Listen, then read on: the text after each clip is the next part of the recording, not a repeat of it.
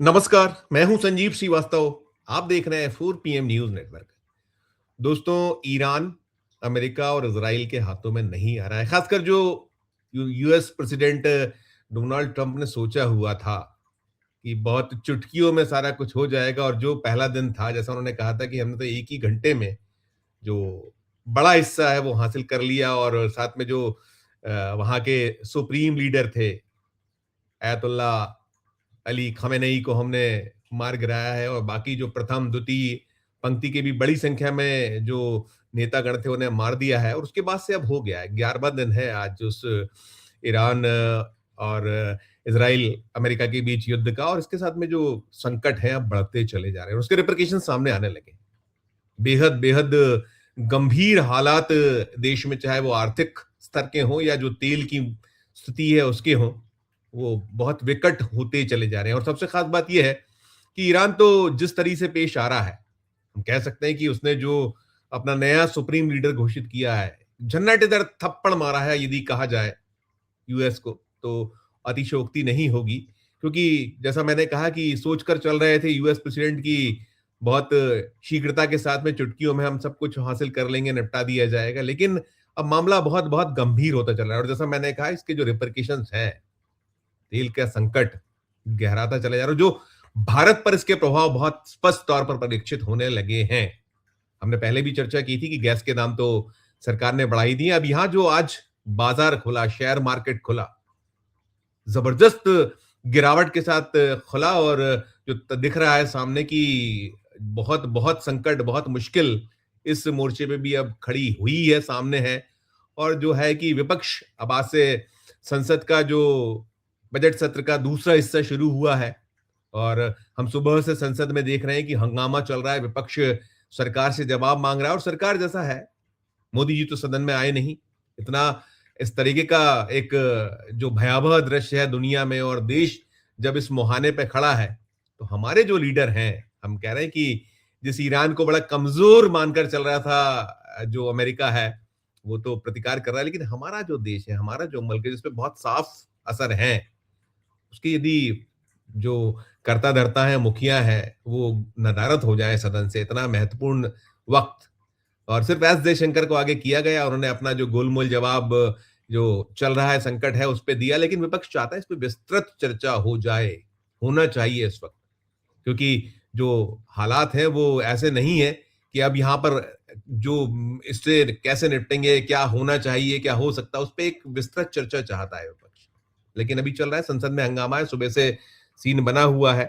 और उधर जो ईरान ने एक थप्पड़ रसीद किया है, जबरदस्त जोरदार, यूएस को, तो वहां अब दिख रहा है कि कैसे एक बौखलाहट तो पहले से थी, और चिड़चिड़ाहट पहले से थी, चाहे वो ट्रंप हो या इसराइल के मुखिया नेतन्याहू हैं, अलग अलग तरीके से पेश आ रहे थे। और अब जो उन्होंने क्रूरता शुरू कर दी है, महाक्रूरता, तो ये सारा सीन, सारा दृश्य, इसी सब पर चर्चा करने के लिए चलेंगे। हम अपने 2 बजे की जो चर्चा होती है, खास मेहमान को जोड़ेंगे। जुड़ गए हमारे साथ है प्रोफेसर अखिल स्वामी साहब। अखिल सर, बहुत बहुत स्वागत।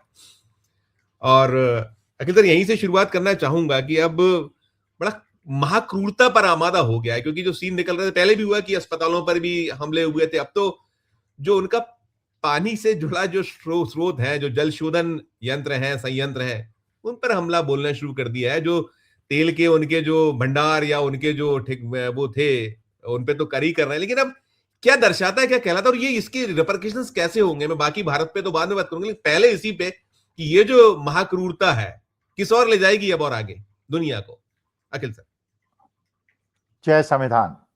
देखिए, ये मेरे ख्याल से अगर सृष्टि को बर्बाद करने का जिम्मेदार कोई व्यक्ति होगा, जिस दिशा में चीजें जा रही हैं, तो डोनाल्ड ट्रंप होगा।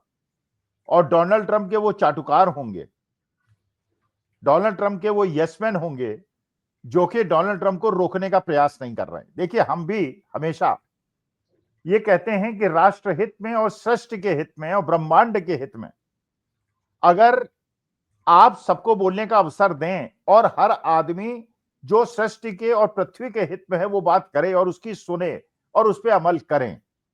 देखिए, अमेरिका ने या वेस्टर्न पावर ने, जैसे होता है ना, आप देखते हैं जो गुंडे होते हैं, जो दबंग लोग होते हैं, वो क्या करते हैं भाई, पिक्चरों में यही देखते हैं आप हम यही देखते हैं पिक्चरों के अंदर, इंटरवल के पहले जो गुंडा है वो आतंक का बचाता है, 5-6 लोग आते हैं डंडे लेके, फरसा लेके, बंदूक लेके, और उसके बाद डराते हैं।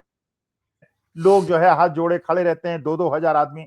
धीरे धीरे जब लोगों की हिचक खुलती है और लोग सामने आते हैं तो उनको इतना बुरी तरह से गुंडों को पीटते हैं, फिर वो गुंडई उनको देखने लायक नहीं मिल जाती। अब गुंडों का हश्र हमेशा आपने ऐसे ही देखा है। देखिए, ईरान ने जो भी किया है वास्तविकता में वो सुरक्षात्मक रूप से और पृथ्वी के और सृष्टि के हित में किया है। अब मैं ये बात क्यों कह रहा हूं सृष्टि के हित में किया है? देखिए, अमेरिका का प्लान क्या था, अमेरिका चाहता क्या था?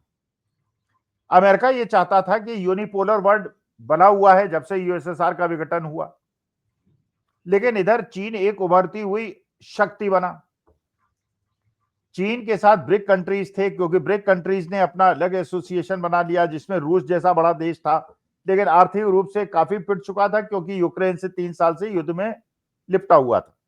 ब्राजील था, भारतवर्ष था, एक बड़ा मजबूत संगठन था। अमेरिका को लगा कि एक यूनिपोलर वर्ल्ड की जिसको आदत हो गई है पूरे विश्व को, यहां पे उसी प्रकार की मल्टीपोलर चीजें ना हो जाएं जैसे यूएसएसआर और अमेरिका के जमाने में होती थी। तो उसने अपनी गुंडई और जो ये ब्रिक कंट्रीज कोशिश कर रहे थे कि डी डॉलराइजेशन पे संघर्ष करें मिलजुल के, उसको तोड़ दिया, ध्वस्त कर दिया। तो उन्होंने वीक लिंक्स ढूंढे।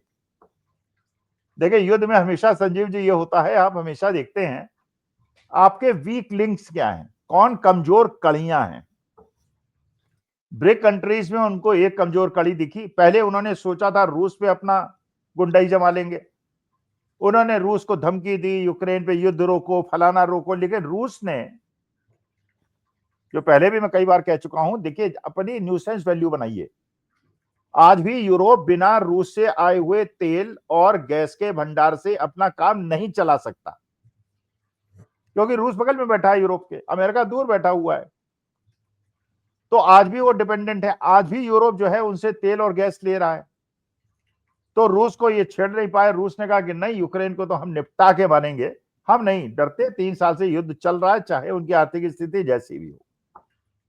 चीन को धमकाने का प्रयास वो कर नहीं सकते थे। ब्राजील पे उन्होंने प्रयास किया और भारत पे प्रयास किया कि इनको ब्रिक कंट्री से अलग किया जाए। ब्राजील पे भी उन्होंने 50% टैरिफ लगाया, हम पे भी 50% टैरिफ लगाया, बाकी देशों से सबसे ज्यादा लगाया।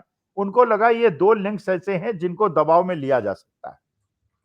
उसके बाद उन्होंने एप्स्टीन फाइल का फायदा उठाया, जबकि एप्स्टीन फाइल में डोनाल्ड ट्रंप खुद इन्वॉल्व है। 13 साल 12 साल की लड़कियों से व्यभिचार के आरोप उन पे लग रहे हैं। लेकिन अमेरिकन सोसाइटी डिफरेंट है, भारत की सोसाइटी डिफरेंट है। ब्राजील के किसी आदमी का नाम तो शायद अभी तक नहीं आया, मुस्लिम कंट्रीज का नाम भी नहीं आया, चीन रूस का नाम भी नहीं आया, लेकिन क्रिश्चियन कंट्रीज का नाम जरूर आ गया, यूरोप का भी आ गया, अमेरिका का भी आ गया, और अनफॉर्चुनेटली भारत के भी 3 लोगों का नाम आ गया। तो वीक लिंक मिल गया अमेरिका को, उसने कहा इसे एक्सप्लॉइट करो। फिर उसका मौसेरा भाई इजराइल ने कहा कि इंडिया को इसमें लपेटे में लो। भारत के प्रधानमंत्री को सब जानते हैं, पूरे विश्व में लोग जानते हैं, भारत के प्रधानमंत्री की केवल एक इच्छा होती है, उन्हें कोई पदक दे दिया जाए, सर्वोच्च सम्मान मिल जाए। सर्वोच्च सम्मान लेने के लिए इजराइल उनको बुला लिया गया। सारे सलाहकार जानते थे, छोटे हमारे जैसे लोग जो साधारण ज्ञान के लोग हैं, आईक्यू के लोग हैं, वो भी जानते थे कि ऐसे समय में जब युद्ध बिल्कुल मंडरा रहा है, इजराइल नहीं जाना चाहिए था, लेकिन हमारे महामानव चले गए। वहां उन्होंने वो सर्वोच्च सम्मान ले लिया जो है ही नहीं, वो एक नया क्रिएट किया गया, उनको दे दिया गया। 48 घंटे के अंदर ईरान पे अटैक कर दिया गया। अगर ईरान झुक जाए, आज भी झुक जाए, ये ब्रह्मांड के लिए और विश्व के लिए बहुत खराब है।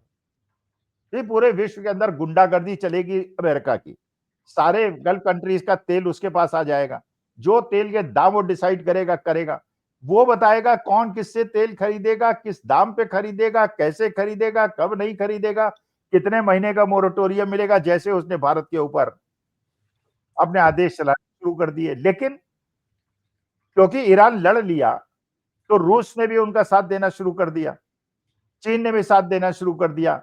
अच्छा, अब यूएई के अंदर इसने, ईरान ने भी उनके स्रोत खत्म करने शुरू कर दिए, ओमान के अंदर शुरू कर दिए, उन्होंने यहां शुरू कर दीजिए। अब ये बताइए, अगर ये स्थिति ऐसी चलती रही तो 1-2 महीने के अंदर हो सकता है पानी और तेल के स्रोत ही खत्म हो जाए। बिल्कुल, बिल्कुल, फिर बिल्कुल, हमारे बिल्कुल। देश का क्या होगा? भाई बाकी देशों में तो चलिए जनसंख्या कम है, उनके यहाँ तेल के अकूत भंडार हैं, अगर 50% भी खत्म हो गए तब भी 10-15 साल वो सर्वाइव कर जाएंगे। हम तो 85% तेल हमारा बाहर से आता है और तेल के दाम आप देख रहे हैं $60 से बढ़ के $115 तक पहुंच गए हैं। शेयर मार्केट पिछले 6 दिन में 7-8-10% गिर गया। अच्छा, एक चालाकी अमेरिका ने और की, जिसमें मेरे ख्याल से ज्यादातर लोगों का ध्यान नहीं गया। सर, बड़े सुनियोजित रूप से उन्हें पता था ये होने वाला है। भारत के शेयर मार्केट से एफपीआईज ने और फॉरेन इंस्टीट्यूशन इन्वेस्टर्स ने लाखों करोड़ों रुपए निकाल लिए। निकाल लिए। जी, जी। क्रैश होता रहे मार्केट, उनको क्या अंतर पड़ता है? मार्केट कहीं आ जाए, आज चलिए 23,500 पे है निफ्टी, 10,000 पे भी आ जाए तो अमेरिका को क्या अंतर पड़ता है? उसने तो अपने सारे शेयर बेच मारे। भुगतेगा कौन? और हमारे जनता के साथ एक और अन्याय हुआ है बहुत बड़ा, जो अभी थोड़े दिनों में लोगों को पता चल जाएगा। 2004 में जब अटल जी ने हमारे देश के पेंशनर्स की पेंशन खत्म करके न्यू पेंशन स्कीम लागू की थी, जो बाद में यूनिफाइड पेंशन स्कीम बन गई, और हमारा पैसा एलआईसी का भी सारा शेयर मार्केट में झोंक दिया गया और पेंशन खत्म करके पैसा म्यूचुअल फंड में डलवा के शेयर मार्केट को बढ़ा दिया गया। तो आज के तारीख में सारा पैसा जो किसका लगा हुआ है शेयर मार्केट में? हमारा आपका लगा हुआ है। चाहे एलआईसी के माध्यम से लगा हो, चाहे म्यूचुअल फंड के माध्यम से लगा हो, चाहे पेंशन स्कीम। अमेरिका ने तो अपना पैसा निकाल लिया, उसे तो कोई अंतर पड़ता नहीं। जब गिर गया मार्केट और आपने सारा सेल कर दिया तो how does it make a difference to you? हमारा आपका क्या होगा? अभी तक भारत सरकार बहुत फायदा उठा रही थी। $60 का बैरल का तेल था इंटरनेशनल क्रूड प्राइस, उसको रिफाइन करके नेपाल को 45 रुपए में भारत बेच रहा था और अपने जनता को 100 रुपए में बेच रहा था। अब जब तेल के दाम $140 हो जाएंगे 2-4 दिन में और युद्ध नहीं रुका, तो ये जो लाखों करोड़ों की लूट हमसे आपसे की है भारत सरकार ने, ये लूट नहीं होगी। अब ये लूट नहीं होगी, आमदनी आपकी बढ़ेगी नहीं, खर्चे आपके बढ़ जाएंगे। भाई टैक्सी वाले बढ़ा देंगे, ट्रांसपोर्टेशन कॉस्ट बढ़ जाएगी, शेयर मार्केट गिर जाएगा। अच्छा, रियल एस्टेट में इतनी बदहाली की स्थिति है, भाई आज की तारीख में बड़ी बड़ी कारें और मकान कौन खरीद रहा था? जबकि एमएसएमई में बंदी थी, सब जगह बंदी थी, लेकिन शेयर मार्केट बढ़ रहा था जी। 14% का रिटर्न मिल रहा था, बच्चों ने भी शेयर मार्केट में पैसा लगा दिया था। अब वो रिटर्न मिल रहा था, अपना मस्ती से कारें खरीद रहे थे, मकान खरीद रहे थे। ये चलो तनख्वाह मिले न मिले यार, शेयर मार्केट में तो कमाई हो रही है, उसी से ईएमआई भर देंगे। अब वो भी 15% गिर गया। अब देखिए डिफॉल्ट शुरू होंगे, एनपीए शुरू होंगे, और जो लाखों करोड़ों की गैर कानूनी और अनैतिक कमाई सरकार ने की है तेल के दाम बढ़ा बढ़ा के और एलपीजी के दाम बढ़ा बढ़ा के, एक ही दिन में आप देखिए एलपीजी के दाम बढ़ा दिए। अभी देखते जाइए। और ईरान ने जो गुंडे का कॉलर पकड़ा है, अगर इस गुंडे का कॉलर ना पकड़ते तो एक गुंडे ने पूरे विश्व को बर्बाद कर दिया होता। बर्बाद तो अभी भी कर दिया है, लेकिन उतना नहीं किया है। अगर इसका विरोध ना हुआ होता तो भारत जैसे महान देश को, हमारे देश के माननीय प्रधानमंत्री को एक स्टैंड लेना चाहिए था। वो स्टैंड नहीं ले रहे, इस बात का हमें अफसोस है। बिल्कुल, बिल्कुल। नहीं अखिल सर, जो अब भयावहता जो है हम देख रहे हैं, जो आर्थिक मामलों के दुनिया के जानकार हैं, वो यही जबरदस्त चिंता में है। आप जो कह रहे हैं, हम वो तो कह रहे हैं $200 प्रति बैरल तक जा सकता है यदि खिंच गया तो। कुछ मुल्क जो ठीक ठाक है वो तो है, लेकिन जैसे आ गया 55 रुपए, हमारे पड़ोसी देश में बढ़ गई कीमत, पाकिस्तान में 55 रुपए प्रति लीटर बढ़ी। हालांकि हमसे बहुत वो अलग तरह के वहां सीन है, दृश्य है। लेकिन हमारे यहाँ जो आप कह रहे थे, हमारे यहाँ आज 2000 पॉइंट गिरा है, सेंसेक्स गिरा, निफ्टी 500 अंक गिर गया, डॉलर 92.22 रुपीस पर पहुंच गया, और ये बढ़ते चले जाना है। और हमारे जो महामानव है, हम उनको चिंता ही नहीं। वो आज देखिए ना, आप संसद सुबह से अगर आपने निगाह, हम लोग को क्योंकि डिबेट करनी होती है, निगाह रखनी होती है, हम लोग तो उनका अब नहीं लगता कि उनकी देखा जाए, क्योंकि वो लोग किसी पे जवाब देते नहीं। विपक्ष लगातार कर रहा है। एक दो सीन है देखिए आज संसद के, मैं सोचता हूँ देखे जाए। ये जैसे एक सीन ये आया था, ये है सदन के बाहर का है।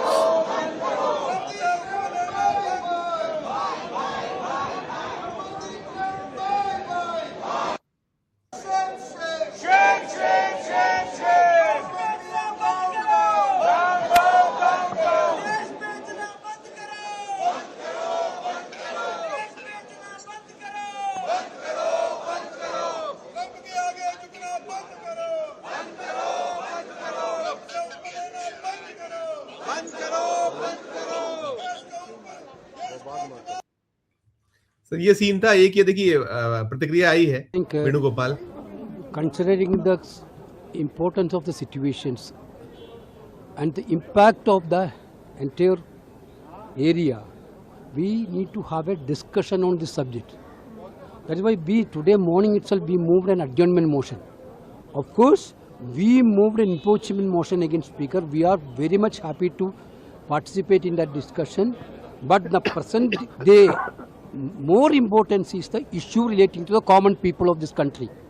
Fuel prices are rising day by day, and Gulf countries people are very much worried about their future. You see that Western countries, how they are doing all this war-like situation, war situation, how the government of India totally silent on this all this situation. At least during the parliament, we are asking for a discussion, debate. On the debate and discussion of basis, you need to take actions also. This is not a partisan matter. Therefore, government has to take opposition also into confidence. That's why we are asking for a discussion. Government is not ready for a discussion at all. Only minister is giving statement. Then they are telling Congress is against the impeachment motion also. Congress, our entire opposition is for the impeachment motion also. But one day we need to discuss. Today we need to discuss this issue. This is the worrisome point of the entire countryman, entire people of this country. Now people who are entire Indian who are residing in the Middle East are also worried. The government has to come forward to some concrete actions after discussing the parliament. That is now they are not ready. That is why we agitated today. देखिए ये थे वेणुगोपाल थे, और देखिए ये उनका है अपने टिप्पणी की है एज जयराम रमेश का है कि जैसा अपेक्षित था विदेश मंत्री ने राज्यसभा स्थित जो सुमोटो बयान दिया जिस पर ना तो कोई सवाल पूछा जा सकता है ना ही कोई स्पष्टीकरण मांगा जा सकता है। पूरा विपक्ष पश्चिम एशिया स्थित तुरंत चर्चा चाहता था, इसे अनुमति नहीं दी गई, जिसके बाद विरोध करते हुए सदन से वॉकआउट किया गया। ये करना पड़ा है। अगर ये जो इतना अहम मौका है, आप सोचिए ना कि मैं सोचता हूं कि ट्रंप और मोदी जी में कोई बहुत अंतर नहीं है। दोनों अपने जब उनको लगता है खुद की कुर्सियों पर बनती है तो कुछ भी कर दे। अब आज तक उन्होंने कह दिया, संसदीय कार्य मंत्री को मैं देख रहा था सदन में जब चल रहा था ये मामला, हंगामा चल रहा था, उन्होंने कहा हम तैयार हैं आपके उस मोशन पे, आप कर लीजिए ओम बिरला पे चर्चा। अरे भाई आज की तारीख में सबसे बड़ा इशू तो यही है, ये 140 करोड़ हिंदुस्तानियों से जुड़ा मामला है, इस पे नहीं करिएगा, फिलहाल में उस पे आइए। क्या है ये, किस तरह की सरकार है अखिल सर? देखिए संजय जी, वास्तविकता यह है कि इसमें हर वो आदमी दोषी है जिसने एक स्टैंड ले लिया है और स्टैंड को चेंज नहीं करना चाहता। और इसके लिए मैं गोदी मीडिया को भी पूरी तरह से जिम्मेदार मानता हूं, उन लोगों को भी जिम्मेदार मानता हूं जो बुद्धिमान हैं, जिनमें बुद्धि है, आईटी आईएम्स के पढ़े हुए हैं, बड़े बड़े लोग हैं और आईएफएस ऑफिसर हैं जो कि बड़े बड़े यूट्यूब चैनल में। अब बहुत लोगों ने अपना वो चेंज भी कर लिया। जीडी बख्शी साहब ने अपना स्टैंड चेंज कर लिया, खुल के बोल रहे हैं, जैसा बोलना चाहिए वैसा बोल रहे हैं। पहले उनका स्टैंड कुछ और था, खुल के बोल रहे हैं। लेकिन कुछ लोग ऐसे भी हैं जो कि अभी भी लगे हुए हैं क्योंकि उन्होंने पहले जो पाप किए हैं उनको वो खोलना नहीं चाहते। देखिए सीधी सी बात है, ये युद्ध रुकना चाहिए, विश्व कल्याण के लिए ये युद्ध रुकना चाहिए। लेकिन युद्ध रोकने के लिए प्रयास किसको करना है? जिसने शुरू किया है। जी हाँ। क्या वो इसे रोकेगा? इजराइल और अमेरिका, क्या वो अपनी गुंडागर्दी की जो इमेज बनाना चाहता है उसको रोकना चाहेगा? भारत जैसे महान देश को क्या इसमें हस्तक्षेप करके विश्व कल्याण के लिए, आप वसुधैव कुटुंबकम की बात करते हैं, आप सर्वे संतु निरामया की बात करते हैं, आप सनातन धर्म की बात करते हैं। क्या आपका कर्तव्य नहीं है कि इसके लिए पूरे विश्व के अंदर अगर शांति हो जाए, अगर ये झगड़े खत्म हो जाएं, रूस यूक्रेन का युद्ध खत्म हो जाए। भाई इजराइल छोटा सा देश, 1 करोड़ लोग आके जर्मनी से जब भगाए गए थे, जब वहां पे जर्मन ये हिटलर का शासन था और इन लोगों को भगाया गया था, वहां से भाग आके यहाँ पे जम गए और यहाँ के जम गए, अपने सारे पड़ोसियों को परेशान करने लगे। अरे भैया तुम एग्जिस्ट करो, उन्हें भी एग्जिस्ट करने दो, काहे लोगों को मारने मुरने के चक्कर में हो? पूरे विश्व की तुमने ऐसी की तैसी मार दी है।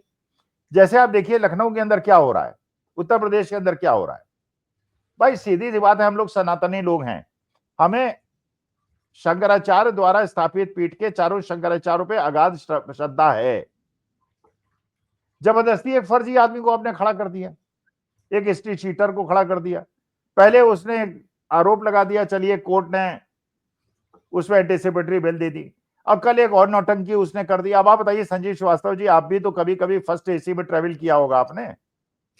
फर्स्ट एसी के प्रोटोकॉल्स आपको पता है? फर्स्ट एसी के अंदर या तो वो आदमी है जिसका वहां पे सीट रिजर्व्ड है, या अटेंडेंट है। और अटेंडेंट की सीट जो होती है बिल्कुल बाथरूम के सामने होती है, क्योंकि फर्स्ट एसी में किराया 3 गुना ज्यादा होता है, इसलिए सारी सुविधाओं के लिए वो रहता है। वीआईपी में ट्रेवल करते हैं। आशुतोष महाराज जैसा हिस्ट्री शीटर फर्स्ट एसी में ट्रेवल कर रहा है, उसके बाद वो बाथरूम जाता है, बिल्कुल स्वस्थ है। बाथरूम से निकलता है तो लहूलुहान है। क्या कोई आदमी बाथरूम के अंदर बैठा था? अच्छा, उसके बाद नाक कट जाती है। जैसे वो मेंबर ऑफ पार्लियामेंट थे जिनकी हड्डी टूट गई थी, फिर वो आईसीयू में थे, फिर 100 लोग उनको अटेंड कर रहे थे, बाद में उनकी हड्डी भी जुड़ गई, चोट के निशान भी गायब हो गए। अब उनकी नाक के निशान भी गायब हो गए। बाद में पता चला वो कुछ टोमेटो सॉस का मामला है, पता नहीं, आई डोंट नो, खबरें हैं सर। लेकिन आप जबरदस्ती हर जगह लड़ाई, हिंदू मुसलमान की लड़ाई, हिंदू क्रिश्चियन की लड़ाई, सवर्ण यूजीसी बिल से लड़ाई, फिर सनातन धर्मी और फर्जी सनातनियों के बीच में लड़ाई। माने केवल लड़ाई लड़ाई लड़ाई लड़ाई लड़ाई। लेकिन अगर ये युद्ध नहीं रुका तो इतनी भयावहता होगी कि जिसे लोग झेल नहीं पाएंगे फिर। क्योंकि ईरान भी अब तुल गया है, उसने कहा हमारे अस्तित्व की लड़ाई है।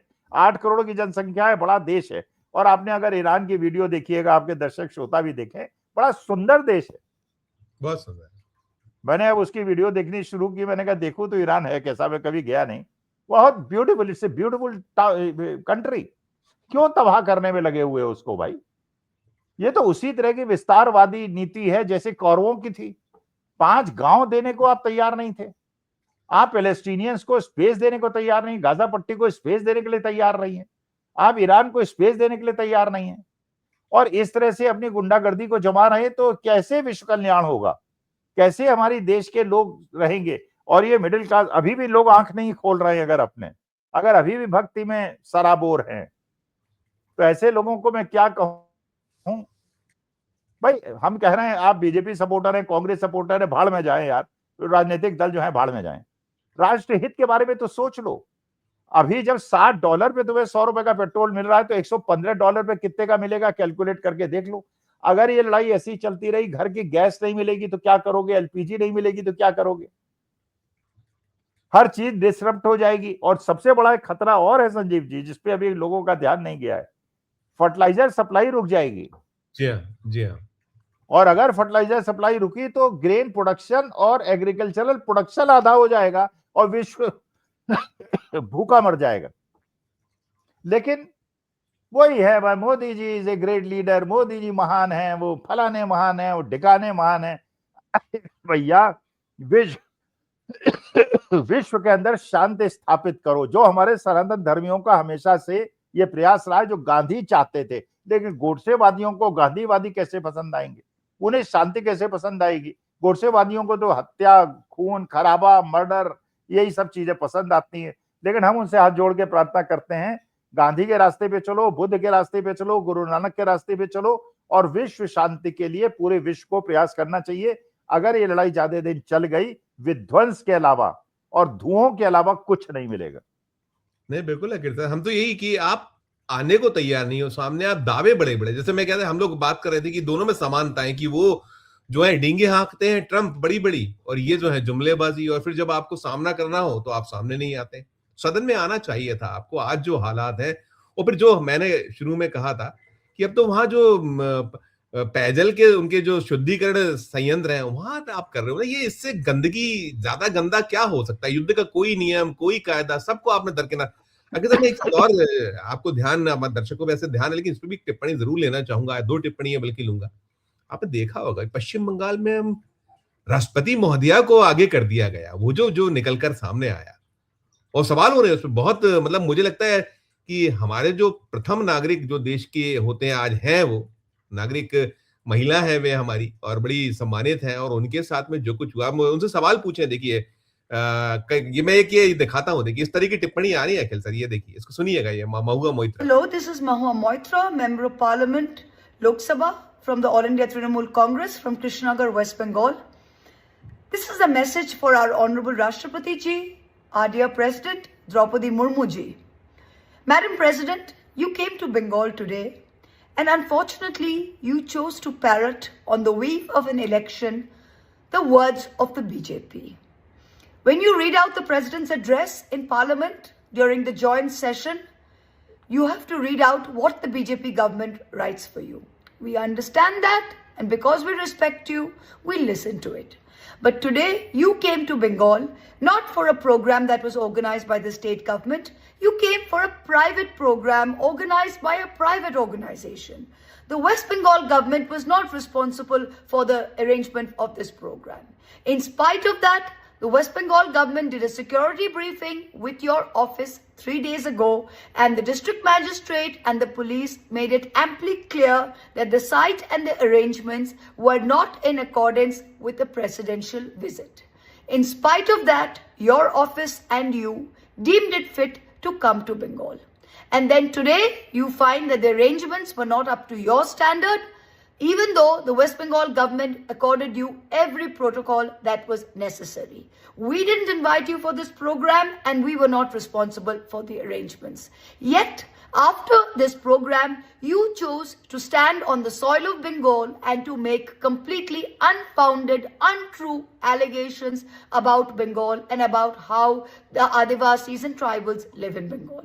May I remind you that ever since you have become the first Lady Adivasi Tribal President of India, the number of atrocities in BJP ruled states on tribals, especially on tribal women, have jumped manifold. You have chosen to keep absolutely mum about all of them.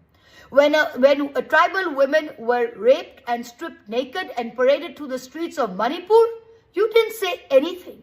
When tribal people were urinated on in Madhya Pradesh, you didn't say anything.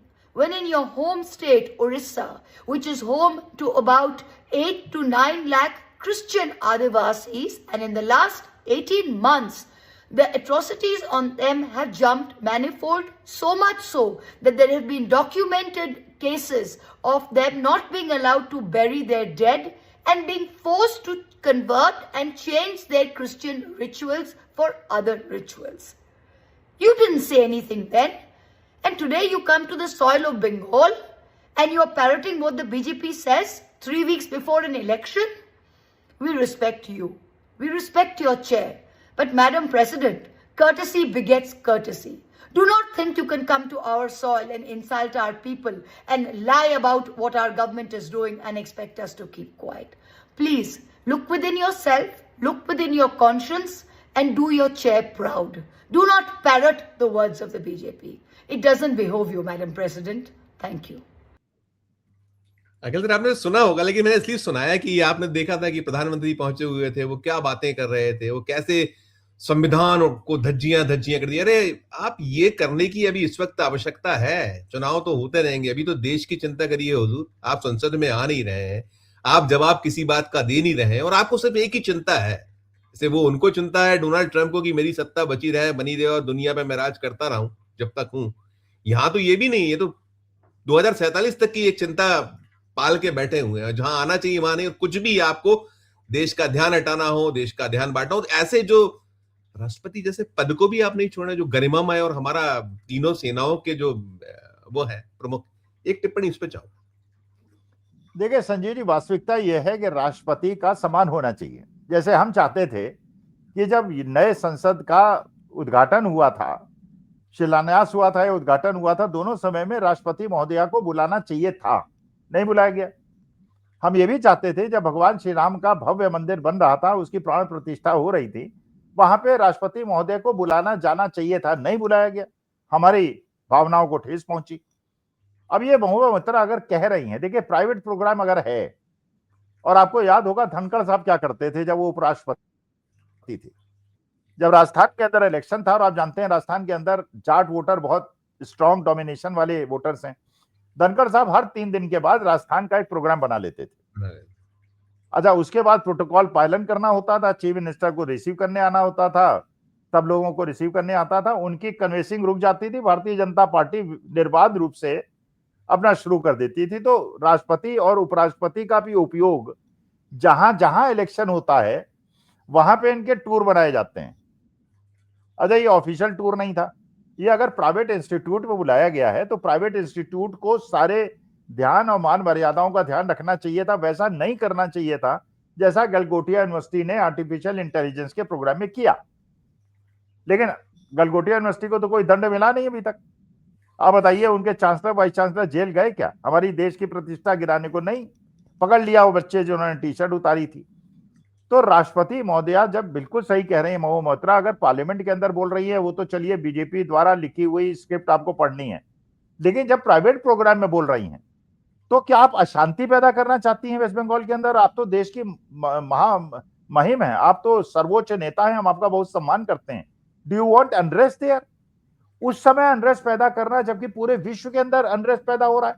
भाई जब हम लोग कहते हैं, हम लोग criticise करते हैं कि भाई दीपक के साथ ऐसा नहीं होना चाहिए था, अंकिता भंडारी के साथ ऐसा, अरे इस समय देश बड़ी समस्याएं हैं, पेट्रोल बढ़ रहे हैं, ये इस समय इन मुद्दों में बात मत कीजिए।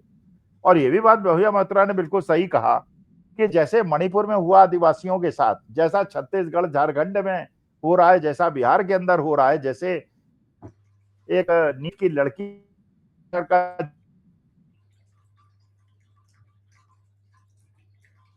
जा रहा है, तो वैसे समय में जहां इलेक्शन है वहां जाके भारतीय जनता, आप महामहिम हैं, आप प्रथम नागरिक हैं, हम आपका सम्मान करते हैं, लेकिन don't become because we can. भाई कल मैं अगर चाहूं तो मैं बीजेपी या कांग्रेस ज्वाइन कर सकता हूं, मुझे कौन रोक सकता है? और मैं बोल सकता हूं कांग्रेस बीजेपी के समर्थन में, राष्ट्रपति महोदय नहीं बोल सकते, स्पीकर नहीं बोल सकते, उपराष्ट्रपति नहीं बोल सकते, संवैधानिक पद है और उनको सब पार्टियों ने मिल के चुना है। तो इसलिए जैसे ओम बिरला साहब कर रहे हैं वैसा कृपा करके महोदय मत करें। राष्ट्रपति जी आपका हम सम्मान करते हैं, लेकिन जो आपके साथ राम जन्मभूमि ट्रस्ट के समय हुआ, जो आपके संसद के साथ हुआ, हम उससे दुखी थे, लेकिन आप कृपा करके, हम मर्यादा पुरुषोत्तम का देश है, मर्यादाओं का पालन कीजिए, हम पूरी तरह श्रद्धा भाव से आपको प्रणाम करेंगे।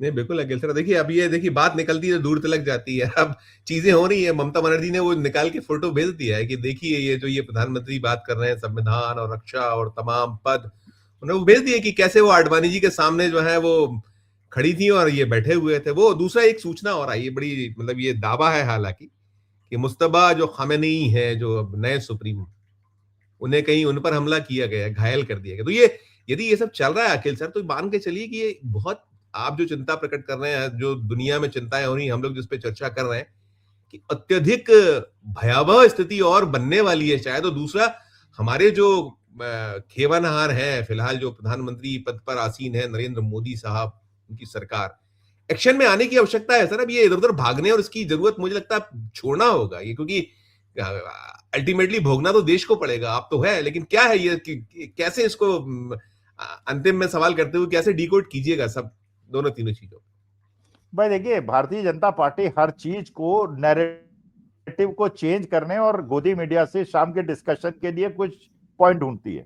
एक उन्होंने, आप देखिएगा शाम को सारे डिस्कशन जो है वो प्रेसिडेंट के अपमान पे होंगे सारे, क्योंकि पीएमओ से एक चिट आ जाएगी, एक व्हाट्सएप आ जाएगा कि अब राष्ट्रपति और इसमें टीएमसी को आप फांसी पे चढ़ा दीजिए। आपको ये भी पता होगा कि इजराइल के अंदर हो रहे तहस नहस कार्यक्रम की वीडियो जारी करने में 5 साल की जेल उन्होंने मुकर्रर कर दी है। मतलब कोई इजरायली अगर वहां कोई वीडियो अपलोड कर दे या फोटोग्राफी कर ले जिससे वहां का डिस्ट्रक्शन दिख जाए तो 5 साल की सजा है। ईरान का जो भी नाश हो रहा है वो उसको दिखा रहा है, वो कह रहा है हमारा इतना डिस्ट्रक्शन हो गया। ये नैरेटिव चेंज करने के प्रयास हैं। अभी तो ये भी खबरें आ रही है कि अयोतल्या खामेनी भी जिंदा है जी। ये भी खबरें आ रही हैं कि नेतन्याहू मर गए हैं। तो ये देखिए, ये सब गोदी मीडिया का खेल है। लेकिन युद्ध से, और इस प्रकार के भीषण युद्ध से जिसमें चीन और रूस भी ईरान का समर्थन कर रहे हैं, यमन और जॉर्डन भी कूद गए हैं, और जिस प्रकार से ईरान भी जवाबी वार कर रहा है, पूरा विश्व तबाह हो जाएगा, बर्बाद हो जाएगा। इसलिए हमारे महात्मा बुद्ध और महात्मा गांधी और गोडसे के देश नहीं होने की वजह से मोदी जी को कुछ बोलना चाहिए।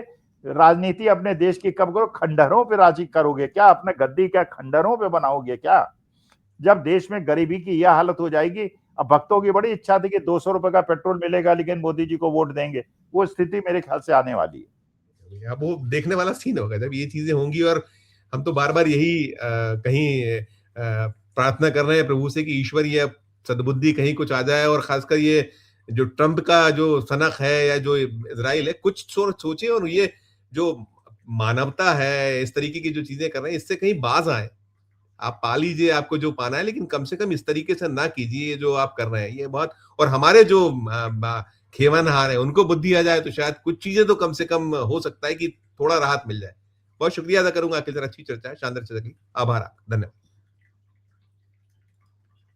मित्रों, आप सुन रहे थे हमारी ये चर्चा, और हम जैसा कह रहे थे कि संसद में जिस तरह का सीन है, भारी हंगामा है, सुबह से हंगामा है। ये जो बजट सत्र का दूसरा दौर शुरू हुआ है, जवाब देना नहीं चाहती सरकार, प्रधानमंत्री जी नहीं आना चाहते सदन में, और अब तो आवश्यक है, कह रहे हैं, जैसा आपने सुना अखिल जी को, बाकी तमाम आपने राष्ट्रीय अंतर्राष्ट्रीय पहलू पक्ष, जो राष्ट्रपति वाला जो हुआ पक्ष हुआ कि उनको कैसे आगे कर दिया गया, कैसे उस पे भी कहीं उनको नहीं, और उनका भी कहीं वो संकेत है अखिल सर की ओर से कि वो भी कहीं अपना जो उनका है पद है, गरिमा है, उसका कहीं कुछ ध्यान रखा जाए तो ज्यादा बेहतर होगा। इस तरह की चीजें हैं।